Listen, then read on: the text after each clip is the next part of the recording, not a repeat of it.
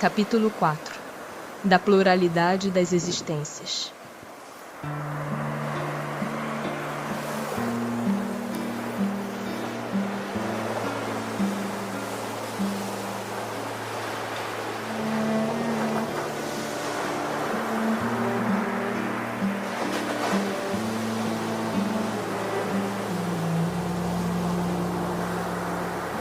A reencarnação. Como pode a alma, que não alcançou a perfeição durante a vida corpórea, acabar de depurar-se? Sofrendo a prova de uma nova existência. Como realiza essa nova existência? Será pela sua transformação como espírito? Depurando-se, a alma indubitavelmente experimenta uma transformação. Mas para isso necessária lhe é a prova da vida corporal. A alma passa então por muitas existências corporais? Sim, todos contamos muitas existências. Os que dizem o contrário pretendem manter-vos na ignorância em que eles próprios se encontram. Esse o desejo deles. Parece resultar desse princípio que a alma, depois de haver deixado um corpo, toma outro, ou então que reencarna em novo corpo. É assim que se deve entender? Evidentemente. Qual o fim objetivado com a reencarnação? Expiação. Melhoramento progressivo da humanidade. Sem isto, onde a justiça? É limitado o número das existências corporais ou o espírito reencarna perpetuamente? A cada nova existência, o espírito dá um passo para diante na senda do progresso. Desde que se ache limpo de todas as impurezas, não tem mais necessidade das provas da vida corporal. É invariável o número das encarnações para todos os espíritos? Não. Aquele que caminha depressa a muitas provas se poupa. Todavia, as encarnações sucessivas são sempre muito numerosas, porquanto o progresso é quase infinito. O que fica sendo o espírito depois da sua última encarnação? Espírito bem-aventurado, puro espírito. Justiça da reencarnação. Em que se funda o dogma da reencarnação? Na justiça de Deus e na revelação, pois incessantemente repetimos: o bom pai deixa sempre aberta a seus filhos uma porta para o arrependimento. Não te diz a razão que seria injusto privar para sempre da felicidade eterna todos aqueles de quem não dependeu o melhorarem-se? Não são filhos de Deus todos os homens? Só entre os egoístas se encontram a iniquidade, o ódio implacável e os castigos sem remissão. Encarnação nos diferentes mundos. As nossas diversas existências corporais se verificam todas na Terra? Não. Vivemo-las em diferentes mundos. As que aqui passamos não são as primeiras nem as últimas. São, porém, das mais materiais e das mais distantes da perfeição. A cada nova existência corporal, a alma passa de um mundo para outro? Ou pode ter muitas no mesmo globo? Pode viver muitas vezes no mesmo globo, se não se adiantou bastante para passar a um mundo superior. Podemos então reaparecer muitas vezes na Terra? Certamente. Podemos voltar a este, depois de termos vivido em outros mundos? Sem dúvida. É possível que já tenhas vivido em outros mundos e na Terra. Tornar a viver na Terra constitui uma necessidade? Não. Mas se não progredistes, podereis ir para outro mundo que não valha mais do que a Terra, e que talvez até seja pior do que ela. Haverá alguma vantagem em voltar-se a habitar a Terra? Nenhuma vantagem particular, a menos que seja em missão, caso em que se progride aí, como em qualquer outro planeta. Não se seria mais feliz permanecendo na condição de espírito? Não. Estacionar-se-ia, e o que se quer é caminhar para Deus. Depois de haver encarnado noutros mundos, podem os espíritos encarnar neste, sem que jamais aí tenham estado? Sim, do mesmo modo que vós em outros. todos os mundos são solidários.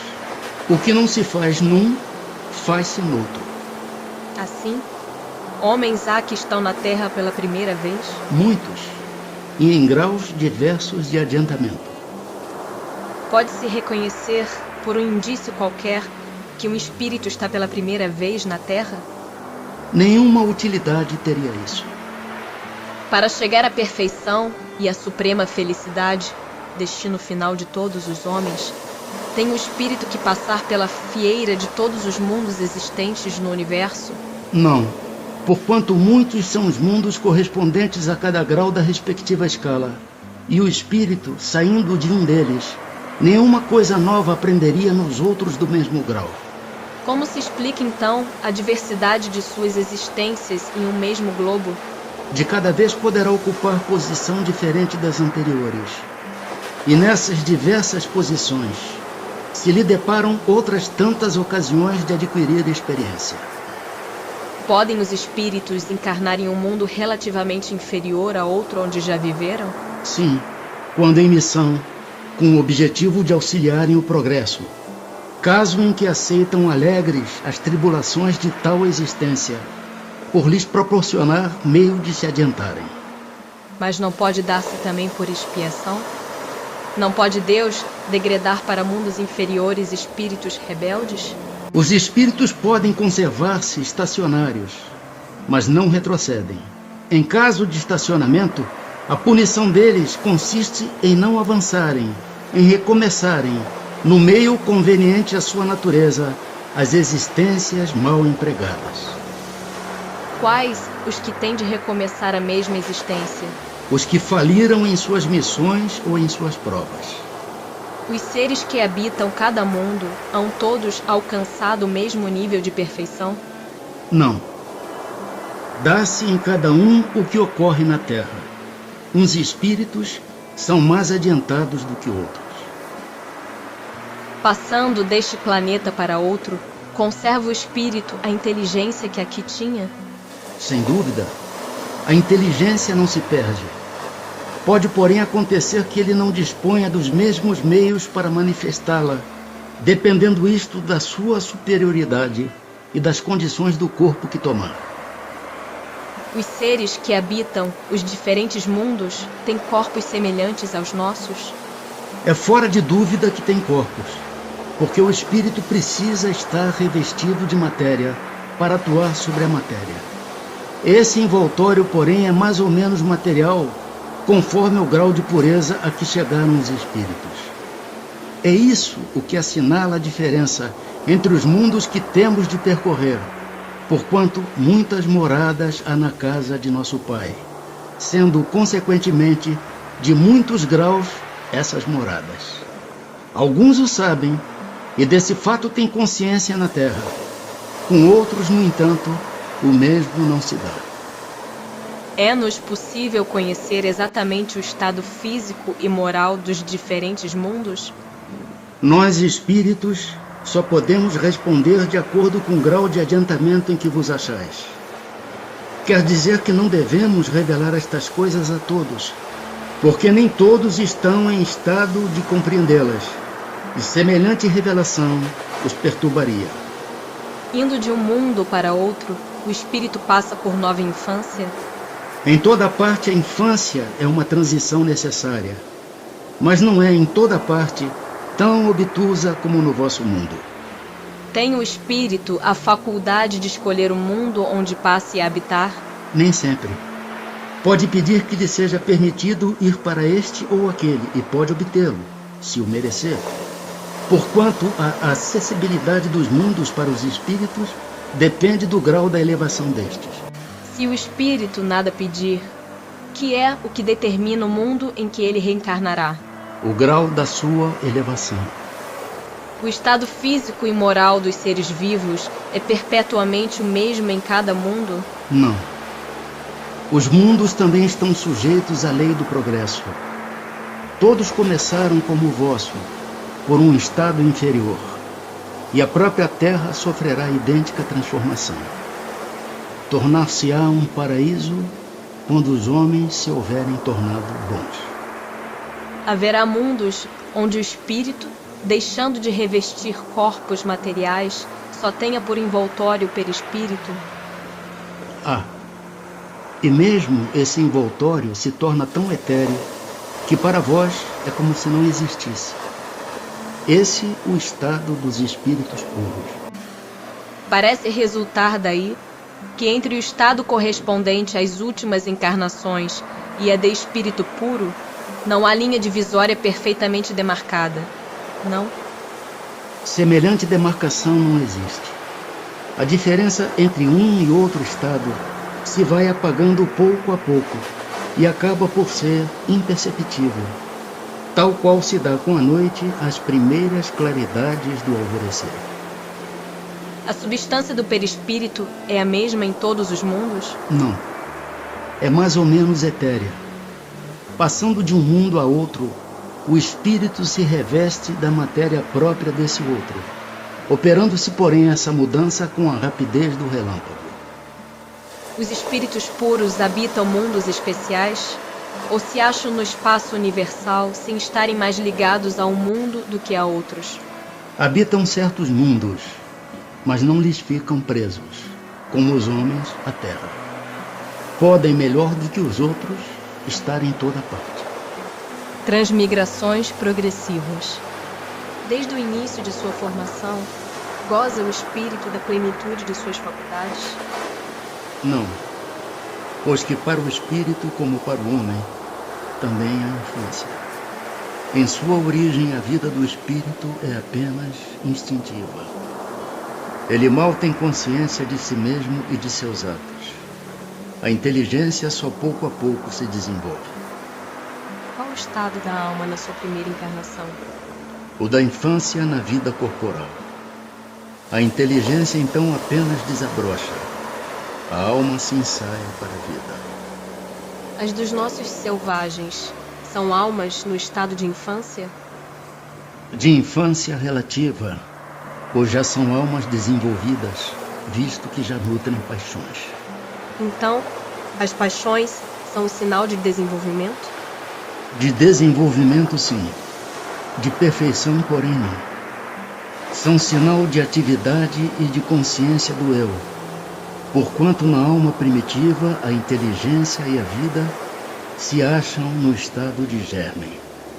Pode alguém, por um proceder impecável na vida atual, transpor todos os graus da escala do aperfeiçoamento e tornar-se espírito puro, sem passar por outros graus intermédios? Não, pois o que o homem julga perfeito, longe está da perfeição. Há qualidades que lhe são desconhecidas e incompreensíveis. Poderá ser tão perfeito quanto o comporte a sua natureza terrena, mas isso não é a perfeição absoluta. Dá-se com o espírito o que se verifica com a criança, que por mais precoce que seja, tem de passar pela juventude antes de chegar à idade da madureza. E também com o enfermo que, para recobrar a saúde, tem que passar pela convalescença. Demais, ao espírito cumpre progredir em ciência e em moral. Se somente se adiantou num sentido, importa se adiante no outro, para atingir o extremo superior da escala. Contudo, quanto mais o homem se adiantar na sua vida atual, tanto menos longas e penosas lhe serão as provas que se seguirem. Pode ao menos o homem, na vida presente, preparar com segurança para si uma existência futura menos prenhe de amarguras? Sem dúvida, pode reduzir a extensão e as dificuldades do caminho.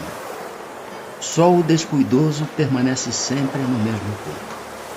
Pode um homem, nas suas novas existências, descer mais baixo do que esteja na atual? Com relação à posição social, sim.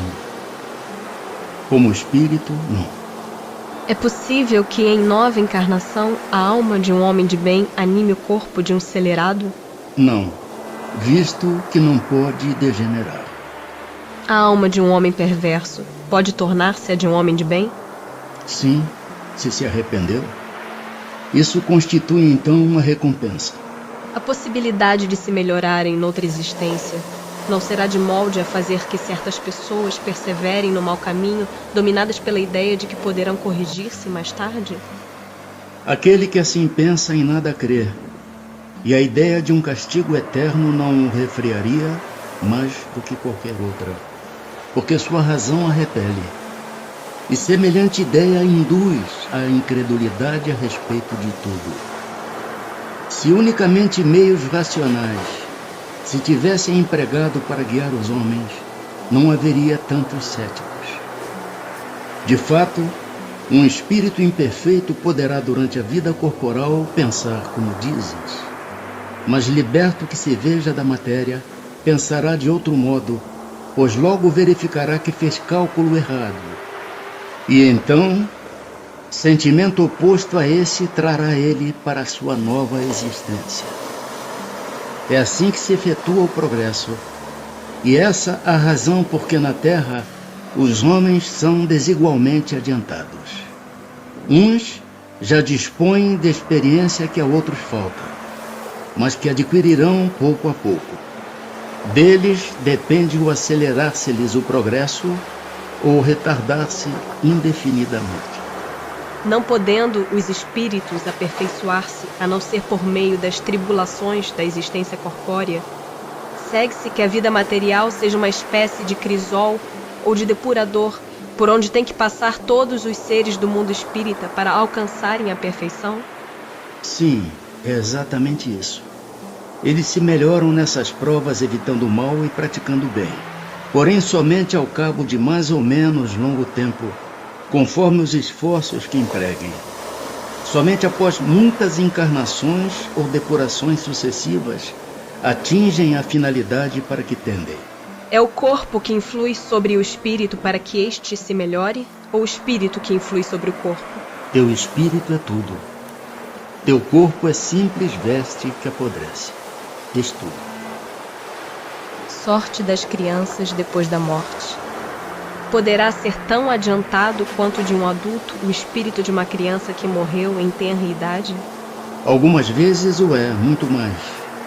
Porquanto pode dar-se que muito mais já tenha vivido e adquirido maior soma de experiência, sobretudo se progrediu. Pode então o espírito de uma criança ser mais adiantado que o de seu pai? Isso é muito frequente. Não o vedes vós mesmos tão amiudadas vezes na terra?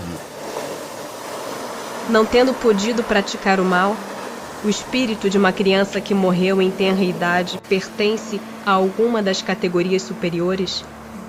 Se não fez o mal, igualmente não fez o bem. E Deus não o isenta das provas que tenha de padecer. Se for um espírito puro, não é pelo fato de ter animado apenas uma criança, mas porque já progredira até a pureza. Por que tão frequentemente a vida se interrompe na infância? A curta duração da vida da criança pode representar para o espírito que a animava o complemento de existência precedentemente interrompida antes do momento em que devera terminar. E sua morte também, não raro, constitui provação ou expiação para os pais. Que sucede ao espírito de uma criança que morre pequenina? Recomeça outra existência. Sexos nos espíritos. Tem sexos os espíritos? Não como o entendeis, pois que os sexos dependem da organização. Há entre eles amor e simpatia, mas baseados na concordância dos sentimentos. Em nova existência, pode o espírito que animou o corpo de um homem animar o de uma mulher e vice-versa? De certo. São os mesmos os espíritos que animam os homens e as mulheres. Quando errante, que prefere o espírito? Encarnar no corpo de um homem ou num de uma mulher? Isso pouco lhe importa. O que o guia na escolha são as provas por que haja de passar. Parentesco, filiação. Transmitem os pais aos filhos uma parcela de suas almas ou se limitam a lhes dar a vida animal a que mais tarde outra alma vem adicionar a vida moral? Dão-lhes apenas a vida animal, pois que a alma é indivisível. Um pai obtuso pode ter filhos inteligentes e vice-versa. Uma vez que temos tido muitas existências, a nossa parentela vai além da que a existência atual nos criou? Não pode ser de outra maneira. A sucessão das existências corporais estabelece entre os espíritos ligações que remontam às vossas existências anteriores. Daí, muitas vezes, a simpatia que vem a existir entre vós e certos espíritos que vos parecem estranhos. A algumas pessoas, a doutrina da reencarnação se afigura destruidora dos laços de família, com o fazê-los anteriores à existência atual. Ela os distende, não os destrói. Fundando-se o parentesco em afeições anteriores, menos precários são os laços existentes entre os membros de uma mesma família. Essa doutrina amplia os deveres da fraternidade, porquanto no vosso vizinho ou no vosso servo pode achar-se um espírito a quem tenhais estado presos pelos laços da consanguinidade. Ela, no entanto, diminui a importância que alguns dão à genealogia, visto que qualquer pode ter tido por pai um espírito que haja pertencido a outra raça ou que haja vivido em condição muito diversa. É exato, mas essa importância assenta no orgulho. Os títulos, a categoria social, a riqueza, eis o que esses tais veneram nos seus antepassados. Um que coraria de contar como ascendente honrado sapateiro, orgulhar-se-ia de descender de um gentil homem devasso. Digam, porém, o que disserem, ou façam o que fizerem, não impedirão a que as coisas sejam como são, que não foi consultando-lhes a vaidade que Deus formulou as leis da natureza. Do fato de não haver filiação entre os espíritos dos descendentes de qualquer família, seguir-se-á que o culto dos avoengos seja ridículo? De modo nenhum. Todo homem deve considerar-se ditoso por pertencer a uma família em que encarnaram espíritos elevados. Se bem os espíritos não procedam um dos outros, nem por isso menos afeição consagram aos que lhes estão ligados pelos elos da família, dado que muitas vezes eles são atraídos para tal ou qual família pela simpatia ou pelos laços que anteriormente se estabeleceram. Mas ficais certos de que os vossos antepassados não se honram com um culto que lhes tributais por orgulho. Em vós não se refletem os méritos de que eles gozem, senão na medida dos esforços que empregais por seguir os bons exemplos que vos deram. Somente nestas condições lhes é grata e até mesmo útil a lembrança que deles guardais. Parecenças físicas e morais. Frequentemente, os pais transmitem aos filhos a parecença física. Transmitirão também alguma parecença moral? Não, que diferentes são as almas ou espíritos de uns e outros. O corpo deriva do corpo, mas o espírito não procede do espírito. Entre os descendentes das raças, apenas há consanguinidade. De onde se originam as parecenças morais que costuma haver entre pais e filhos? É que uns e outros são espíritos simpáticos, que reciprocamente se atraíram pela analogia dos pendores. Nenhuma influência exercem os espíritos dos pais sobre o filho depois do nascimento deste? Ao contrário, bem grande influência exercem. Conforme já dissemos, os espíritos têm que contribuir para o progresso uns dos outros. Pois bem, os espíritos dos pais têm por missão desenvolver os dos seus filhos pela educação. Constitui-lhes isso uma tarefa. Tornar-se-ão culpados se vierem a falir no seu desempenho. Por que é que de pais bons e virtuosos nascem filhos de natureza perversa? Por outra, por que é que as boas qualidades dos pais nem sempre atraem, por simpatia, um bom espírito para lhes animar o filho?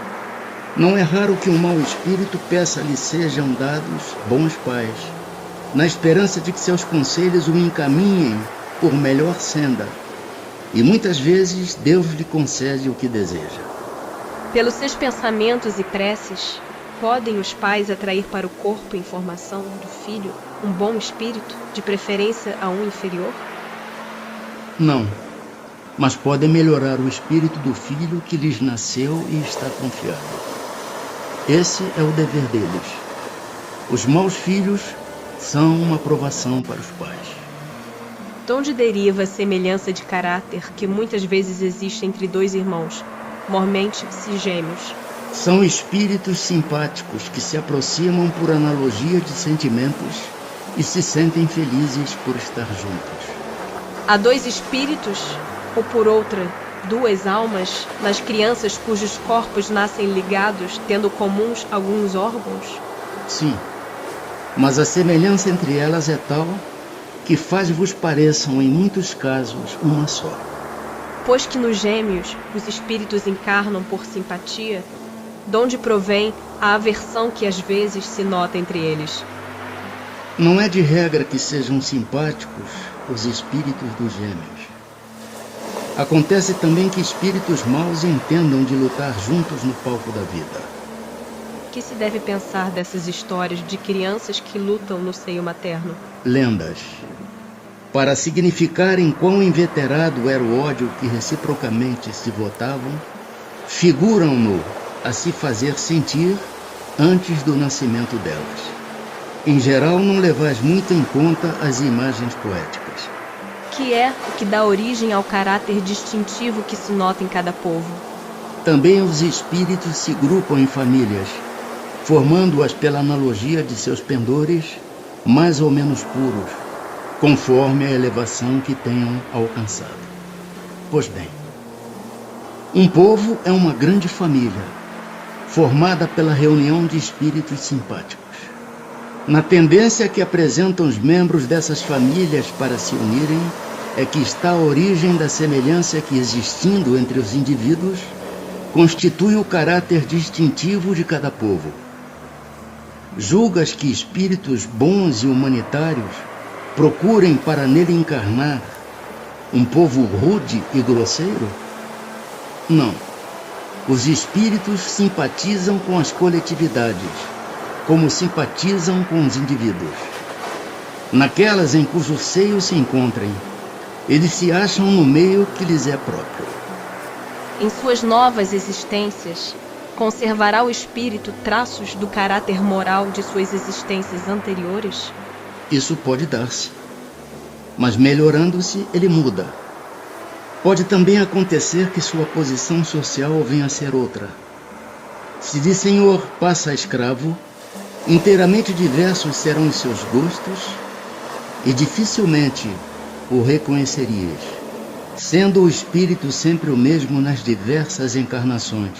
Podem existir certas analogias entre as suas manifestações, se bem que modificadas pelos hábitos da posição que ocupe, até que um aperfeiçoamento notável lhe haja mudado completamente o caráter, porquanto de orgulhoso e mau pode tornar-se humilde e bondoso, se arrependeu. E do caráter físico de suas existências pretéritas, conserva o espírito traços nas suas existências posteriores? O novo corpo que ele toma nenhuma relação tem com o que foi anteriormente destruído. Entretanto, o espírito se reflete no corpo. Sem dúvida que este é unicamente matéria. Porém, nada obstante, se modela pelas capacidades do espírito, que lhe imprime certo cunho, sobretudo ao rosto, pelo que é verdadeiro dizer-se que os olhos são o espelho da alma, isto é, que o semblante do indivíduo lhe reflete de modo particular a alma. Assim é que uma pessoa excessivamente feia, quando nela habita um espírito bom, criterioso, humanitário, tem qualquer coisa que agrada, ao passo que há rostos belíssimos que nenhuma impressão te causam, que até chegam a inspirar-te repulsão. Poderias supor que somente corpos bem moldados servem de envoltório aos mais perfeitos espíritos, quando certo é que todos os dias deparas com homens de bem sob um exterior disforme, sem que haja pronunciada parecença.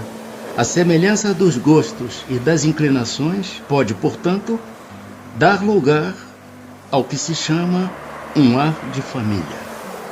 Ideias inatas. Encarnado, conserva o espírito algum vestígio das percepções que teve e dos conhecimentos que adquiriu nas existências anteriores? Guarda vaga lembrança que lhe dá o que se chama ideias inatas. Não é então quimérica a teoria das ideias inatas? Não. Os conhecimentos adquiridos em cada existência não mais se perdem. Liberto da matéria, o espírito sempre os tem presentes. Durante a encarnação, esquece-os, em parte, momentaneamente. Porém, a intuição que deles conserva lhe auxilia ao progresso. Se não fosse assim, teria que recomeçar constantemente. Em cada nova existência, o ponto de partida para o espírito é o em que na existência precedente ele ficou. Grande conexão deve então haver entre duas existências consecutivas? Nem sempre tão grande quanto talvez o suponhas, dado que bem diferentes são muitas vezes as posições do espírito nas duas, e que no intervalo de uma a outra pode ele ter progredido. Qual a origem das faculdades extraordinárias dos indivíduos que, sem estudo prévio, parecem ter a intuição de certos conhecimentos, os das línguas, do cálculo e etc.? Lembrança do passado.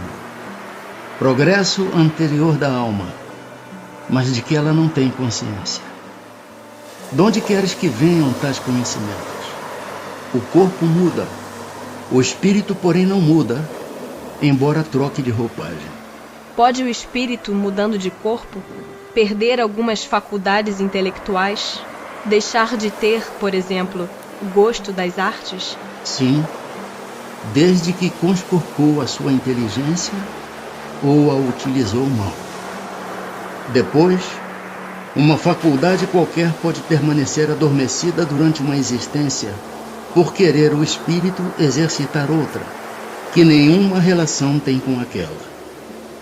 Esta então fica em estado latente para reaparecer mais tarde. Dever-se-ão atribuir a uma lembrança retrospectiva o sentimento instintivo que o homem, mesmo quando selvagem, possui da existência de Deus e o pressentimento da vida futura? É uma lembrança que ele conserva do que sabia como espírito antes de encarnar.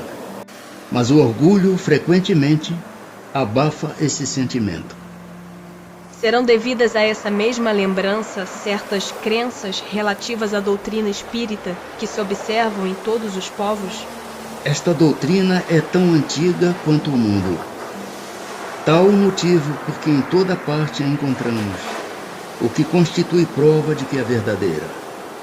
Conservando a intuição do seu estado de espírito, o espírito encarnado tem instintivamente consciência do mundo invisível, mas os preconceitos, seguidas vezes, falseiam essa ideia, e a ignorância lhe mistura a superstição.